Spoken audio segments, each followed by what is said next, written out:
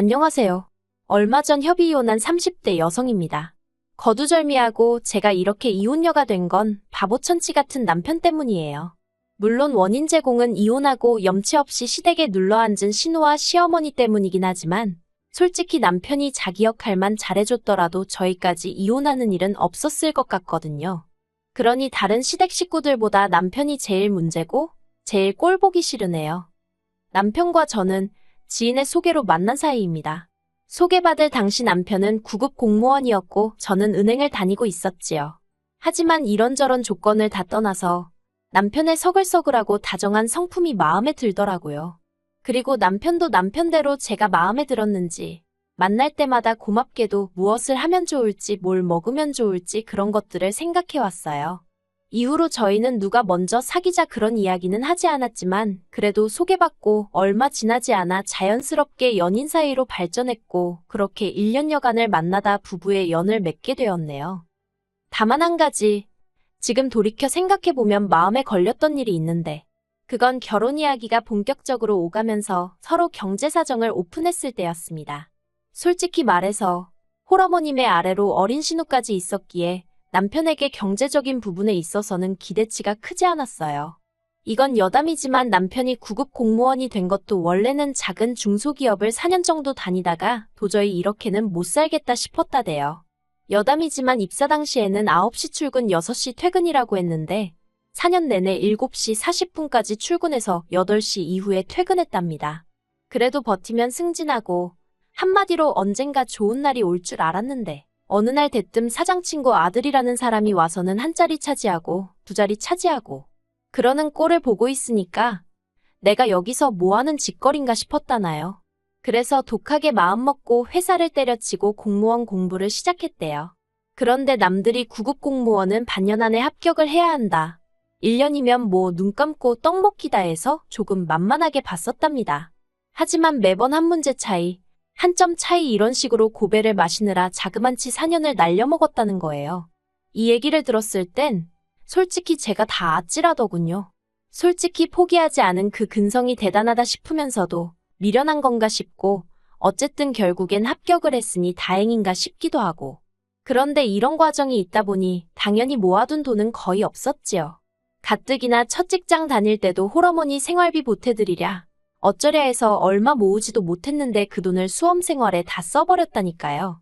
그리고 이런 이야기는 이미 연애하면서 조금씩 여러 번 들었던지라 언젠가부터는 그쪽으론 아예 기대치가 없었지요. 그래도 운이 좋았던 게 저희 친정부모님이 남편을 사윗감으로 마음에 들어 하셨습니다. 어떻게 모든 게 100% 마음에 들 수 있겠냐면서 그래도 저한테 잘하고 당신들한테 살가우니 그것만으로도 좋다 하시대요. 그리고 어쨌든 9급 공무원이라는 직업이 떼돈을 버는 직장은 아니어도 안정적이잖아요. 그래서 부족한 부분은 친정부모님이 도와주신다고 하셔서 무사히 결혼 준비를 할 수 있었지요. 그리고 남편에게 경제적인 부분에 있어 기대치가 없었던 만큼이나 어머님께도 아무것도 바라는 게 없었습니다. 솔직히 결혼 이야기가 한창 오가는 와중에도 당신 친구분들하고 여행 간다며 남편에게 이달은 용돈 얼마를 더 보내라 하시는 분이셨거든요. 그런 걸 옆에서 다 보고 있었는데 제가 뭘 생각하고 바라고 했겠어요. 그래도 시어머니 되실 분이라 나쁘게는 말 못하고 세상에는 정말 다양한 어머니들이 있구나 생각만 했지요. 그리고 그런 어머님의 비위를 맞춰드리는 것도 어떻게 보면 자식돌이라고 생각해서 최대한 좋은 쪽으로 생각하려고 했어요. 그런데 저와 남편이 결혼하고 2년차가 되던 해였습니다. 남편에게는 3살 터울의 여동생이 있거든요. 신우는 일찍이 혼전 임신을 해서 저희가 결혼할 때 이미 7살짜리 아이를 키우고 있었어요. 여담이지만 자기 아들을 화동으로 세우겠다며 멋대로 무슨 큰 호의를 베풀듯이 이야기를 해서 제가 무척이나 황당했었답니다. 왜냐면 그러면서 저더러 얼마 줄 거냐고 물었거든요. 세상에 공짜가 어딨냐고 하면서요. 그런데 저는 제 결혼식이 엄숙하고 진지하길 바랬기 때문에 화동이라던가 모하객들을 산만하게 만들 만한 이벤트는 하고 싶지 않았어요. 그래서 제가 화동은 안 해도 된다니까 애가 얼마나 서운하겠냐면서 졸지에 저를 되게 무심한 사람처럼 몰고 가는 걸 보고 보통이 아니구나 싶더라니까요. 그리고 신우는 자기가 동생이지 않냐면서 축의금도 이론도 안 했어요. 솔직히 저야 안 받아도 그만이지만 그쪽에서도 정말 뭐 하나 해준 게 없었네요. 이러니 저랑 신우랑 사이가 좋을 리가 없었지요. 아무튼 그런 신우가 이혼을 했습니다. 이혼 사유는 심해부의 바람이었어요. 회사에 들어온 단기계약직 여직원하고 바람이 난 걸 평소에 신우랑 가깝게 지내던 다른 동료 와이프가 말해줬다대요. 그리고 심해부도 너무한 게 그러면 바짝 엎드려서 빌기라도 하지. 신우 면전에다 대고 솔직히 하룻밤 실수 때문에 너 같은 여자랑 결혼했다는 게 너무 억울하다고 소리를 질러대고 난리도 아니었다고요. 그리고는 양육권이고 친권이고 다 필요 없다며 신우더러 다 가지라 했다는 거예요. 그런데 양육권이고 친권이고 그것만 주면 뭘 어떡하라는 건지. 문제는 돈이었어요. 신우고 심해부고 평소에 씀씀이가 어찌나 해펐는지 재산이라곤 둘이 살던 전세집 보증금 7천이 전부였더라고요. 근데 그나마도 또 돈 갚을 때가 있어서 결국 이리저리 다 쪼개고 나니까 신우 앞으로 2천만 원 남더랍니다. 그래서 신우가 그 2천만 원하고 시조카 데리고 어머님 댁에 들어갔지요.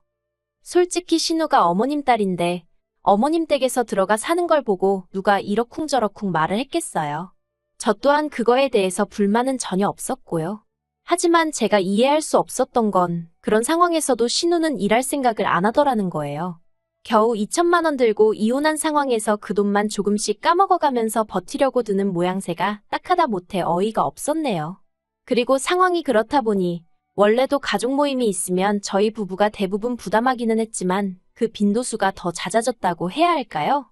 어머님 생신을 비롯해서 명절부터 시작해서 이런저런 행사가 있을 때마다 계산은 너무나 당연히 저와 남편의 몫이었고 심지어 저는 해산물을 먹지 못하는데 해물탕을 먹으러 가서도 돈을 저희더러 내게 하더라고요.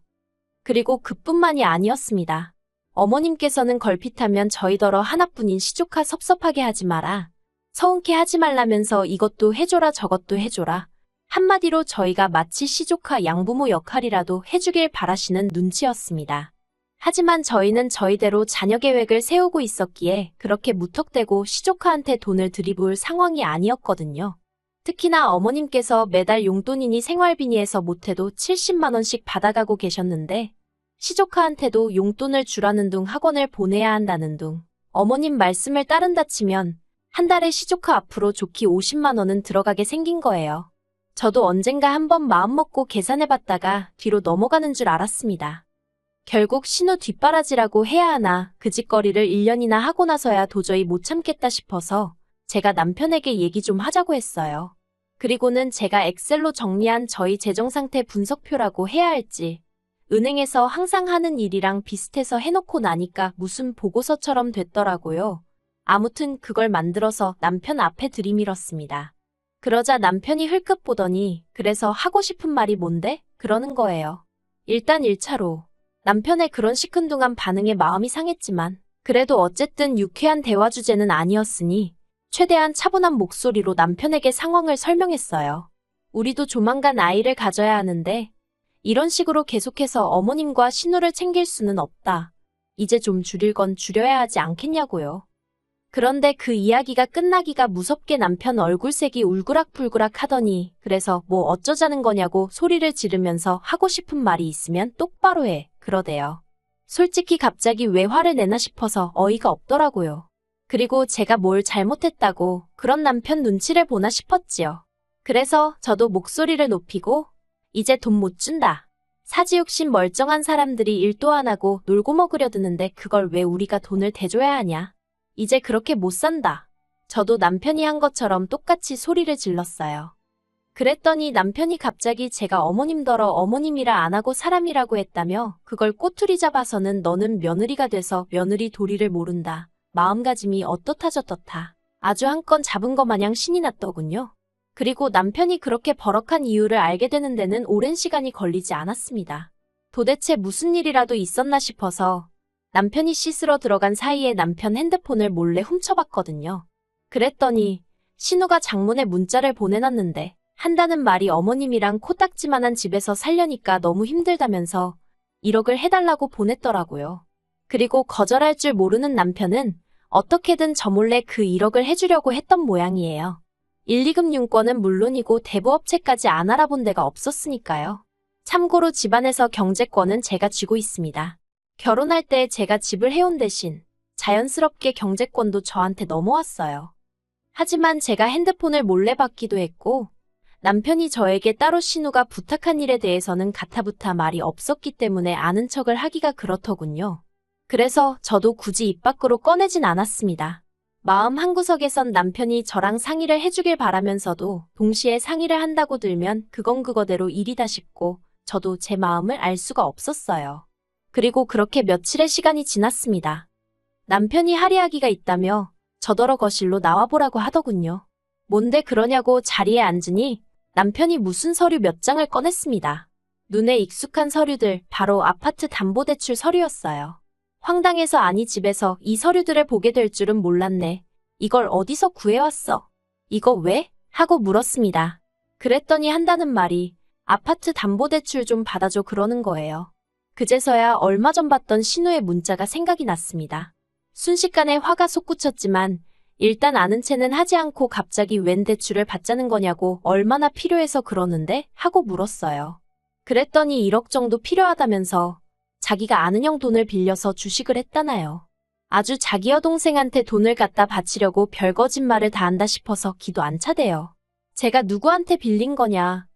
내가 직접 만나보겠다 그리고 주식 거래한 내역 좀 보여달라 했습니다. 그랬더니 남편이 허둥지둥. 솔직히 저희 남편 거짓말 정말 못하거든요. 순발력이 있는 사람도 아니고요. 그런데 그 자리에서 어떻게든 거짓말을 쥐어짜내려는 걸 보고 있으니 참 못 봐주겠더라고요. 그래서 제가 남편에게 신우가 당신에게 보낸 문자 봤다고 솔직하게 말했습니다. 그러자 남편도 차라리 잘 됐다면서 그럼 이제 상황을 알았으니 대출 좀 받아달랍니다. 신우가 못 갚으면 자기가라도 갚을 거니까 걱정하지 말라면서요. 어이가 없어서 나랑 살면서 뭘 어떻게 갚겠다는 거냐고 물었어요. 당신 월급이나 내 월급이나 공동재산인데 뭐 어디 따로 돈 들어올 구멍이 있는 것도 아니면서 무슨 돈을 갚겠다는 소리를 그렇게 쉽게 하냐고요. 그리고 아파트는 내가 한 것도 아니고 친정부모님이 해주셨는데 그걸 담보 잡아서 신우한테 1억이라니 생각 좀 하고 말하라고 화를 냈어요. 그러니까 남편이 한다는 말이 그러면 이혼밖에 답이 없겠네 그래요. 순간 저는 제 귀를 의심했습니다. 지금 뭐라고 했어? 이혼? 신우 1억 안 해주면 나랑 이혼이라도 하겠다고? 이혼하면 재산 분할하잖아. 그거라도 받아줘야지. 진짜 미쳤구나. 진심으로 하는 말이지? 후회 없지. 나중에 딴소리 하지 마. 남편의 마지막 말에 정이 있는 대로 떨어진 저는 이튿날 바로 이혼 전문 변호사를 찾았습니다.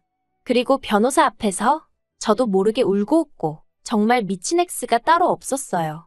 도끼도 오른 데다가 한편으론 그동안 나름대로 열심히 제 가정 꾸리고 살아왔다 싶었는데 이렇게 한순간에 정리하게 된 현실이 황당했거든요. 남편은 이혼 이야기가 나온 이후로 시댁으로 간 상황이었고 저에게 이혼은 언제 해줄 거냐면서 연락을 해왔어요. 그래서 서류 작성하자 하고 카페에서 만났습니다. 제가 이혼 서류 내밀면서 내 건 다 적었으니 당신 것만 적으면 된다 했습니다. 그러자 남편이 알겠다며 재산 분할은 어떻게 하냐고 묻대요. 그래서 재산 분할은 당신도 당신 변호사 구해서 알아보던가. 근데 우리가 나눌 재산이라는 게 있냐고 제가 물었습니다. 당신 한 달에 250씩 가져다 준 게 전부고 그중에서 100만 원 가까이 매달 시댁으로 빠져나갔잖아. 글쎄 뭐 기여한 게 있나? 솔직히 남편 자존심 상하라고 일부러 빈정거리듯 말했어요.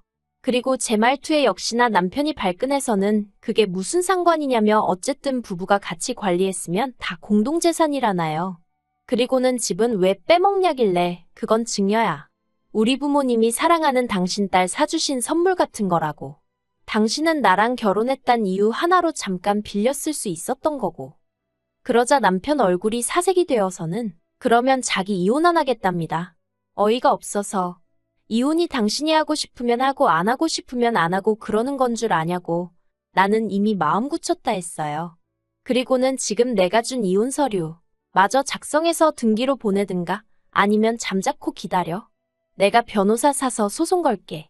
그 말만 남기고는 먼저 카페에서 빠져나왔네요. 그리고 결국 남편도 알아보긴 했는지 결국 서류 작성해서 등기로 보냈더라고요. 솔직히 당시에는 여러 가지 감정이 교차했습니다. 남편이 몇 번 더 매달리고 그런 것도 없이 서류를 보냈다는 게 황당하기도 하고 괘씸하기도 하고 그런데 다시 생각해보니까 매달린다고 제가 받아줄 것도 아니었고 오히려 서로 머리만 더 아팠을 것 같기도 해서 지금은 다 잘 됐다고 생각하고 있어요. 남편과 이혼한 이후로 놀랍게도 제 삶은 크게 달라진 게 없습니다. 여전히 친정부모님이 사주신 아파트에서 생활하며 직장을 다니고 있어요. 다만 쓸데없이 돈 뜯어가는 인간들이 사라졌으니 경제적으로 더 여유가 생겨서 올 여름에는 친정부모님 모시고 해외로 여행을 다녀올 생각이에요. 그런데 소개팅을 주선했던 지인의 얘기로는 남편은 저와 이혼하고 계속 시댁에서 사는 모양이더라고요. 어머님 집이 제가 알기로 15평에 방 2개 그나마도 방 1개는 거실 겸용인데 거기서 어머님 시누시 조카 그리고 남편까지. 어휴 복작복작해서 어떻게 살런지 물론 하나도 걱정되진 않아요. 더한 곳에서 사는 사람들도 많은데요, 뭐. 아무튼 이혼하길 잘했다 싶네요.